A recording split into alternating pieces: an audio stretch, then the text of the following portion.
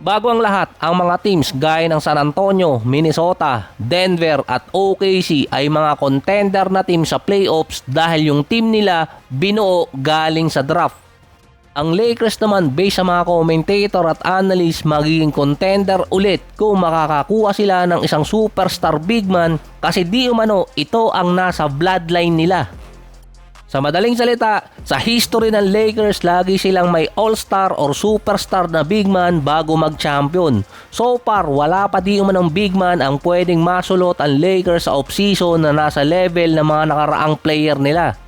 Si Giannis ang gusto nilang makuha pero ngayon nasa between Miami at Boston ang pwedeng makakuha sa kanya, nakikisabit na rin ang Orlando Magic. Papasok ng draft ang nasa listahan din ng Lakers, syempre mga big man. So marami ding nilagay sa listahan nila. Ang dalawang pinakamatangkad na prospect sa 2026 ay si Aday Mara ng Michigan na 7'3 ang height kaso nasa mid-round ng mock draft. Possible hindi umabot ang number 25. Yung isa pa si Luigi Swigo na nilagay din sa Lakers bilang potential draft picks nila sa 2026 at sa number 25. Parang Young Hansen din yung datingan dahil wala siya sa first round dati ng mock draft. 19 years old na 7'4 center na taga-Italy na naglalaro sa Serbia ngayon. Pasok din sa tipo ni Redick at ni Rob Pelinka. May itsura din, lamang lang si Luka na mga 5 paligo. Kaso lang ang LA kilala na walang time na mag-develop ng isang young player. Kaya ang kakalabasan lang ng number 20 pick nila ay maging trade asset sa isang player pa.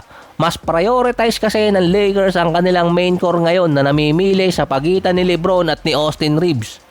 Based sa report, hindi magpapababa ng kontrata si LeBron para bumalik ng Lakers kung hindi justify ang reason ng Lakers. At kailangan di umano makapag-sign ng competitive lineup yung LA. Parang may mali din sa report na yon dahil hindi makakapag-sign ng competitive lineup ang Lakers kung babalik si LeBron sa same contract. Thank you CJ McCollum na ngayon binabanata ng mga fans online dahil sa mangyayari sa OKC. Either bayaran si LeBron ng 40 million per year or bayaran si Reeves ng parehong kontrata na inaasahan ng Lakers management na hindi kukunin ni Reeves ang max contract at magpapababa siya sa 156 million kontra sa 240 million. Magkakaroon pa rin si Reeves kung sakali na magpababa siya ng $35 million per year. Meron din 3 taon na buffer ang Lakers until 2028 or 2029. May mundo pa niyan. Kasi sigurado yung 10K tiningnan ko sa ChatGPT katumbas na 15K kada pamilya. Hanggang hukay ko na dadalhin yung 10K na yan.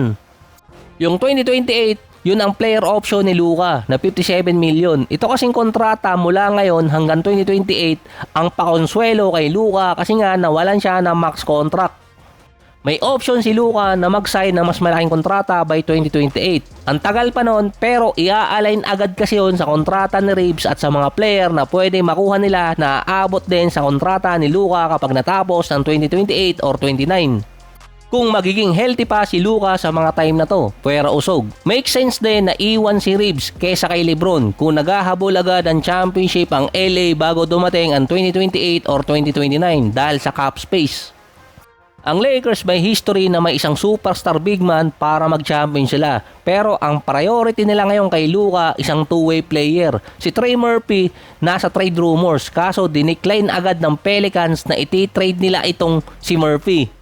Nung malamang nakasulyap sa kanila yung Lakers, mukhang ayaw nilang i-trade sa LA. Kaya biglang bumaling ang paningin ng Lakers kay Peyton Watson ng Nuggets. Siya kasi yung isa sa young player at isa sa best two-way player na free agent. Napapasok pa sa timeline ni Luka.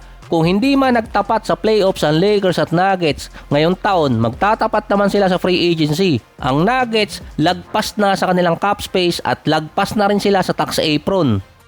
May report sa Denver na bibitawan nila si Cam Johnson or si Christian Brown para makakreate lang ng cap space kay Watson. Ang possible i-offer ng Nuggets kay Peyton Watson 145 million sa loob ng 5 taon, almost 29 to 35 million pataas. Hindi aabot doon ng Lakers kasi ang estimated na pwede nilang ibigay 20 to 25 million pataas kada taon.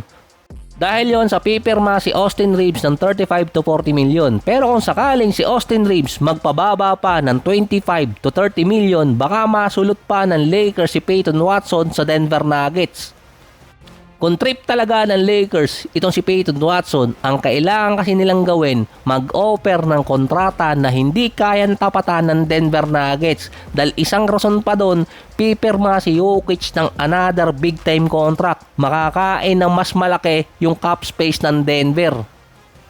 Kaya malamang hindi man makuha ng Lakers si Peyton Watson sa presyong 145 million, merong team na makakapag-offer sa kanya na mas malaking kontrata na hindi kayang tapatan ng Denver.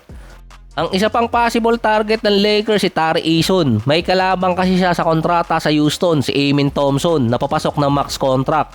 Mas mauuna nga lang mag-take effect ang kontrata ni Tari Eason, pero dapat naka-align yun kay Sengun, Jabari Smith at Thompson. So expected makakalaban ng LA ang Rockets para sa kanya sa free agency. Maraming mga free agent ang pwede makuha ang Lakers sa offseason na pwede nilang magawa yung katulad sa San Antonio, Minnesota, Nuggets at OKC na parang shortcut na yung mga player na drop nila. Yung mga free agent kasi mga restricted nga lang. Makikipagtapatan ng Lakers sa kontrata sa kanila.